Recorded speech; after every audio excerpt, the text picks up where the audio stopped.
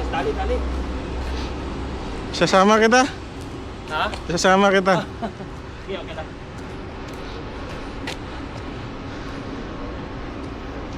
Magaan lang masyado eh. Yung isang strap kasi niyan, nasa 5,400 pounds.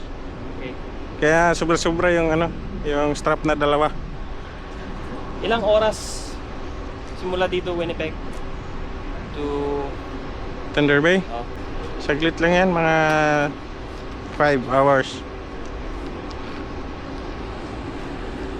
Kasi mataas naman yung speed dyan. papirmahan ko na lang. Sa amin lang to. Para sa file namin. Formality lang to.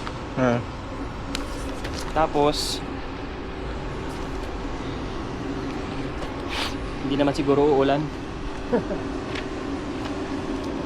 Ito lang yung kuhan. Hindi pwedeng ulanan. Anuhin ko na lang yan. Lagyan ko na lang ng pag-uulan.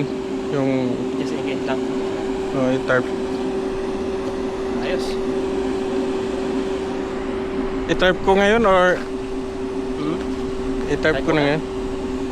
Hindi naman ako yung advice na yan. Naka ano naman eh. Plastic strap. So, yan lang. Waterproof na yan. Ano yun? Sige. Ay, ano? Just in case na mag-ano, may, ito, may copy rin yung customer namin yan. Yung packing slip. Yan. So, hindi ko na kailangan ng ano, yung actual paperwork. Hindi na kailangan. Sige. Kasi sila nag-arrange dito eh, ng pick up. Okay.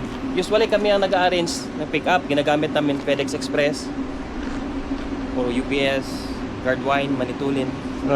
Pero this time, ang customer ang tumawag sa amin.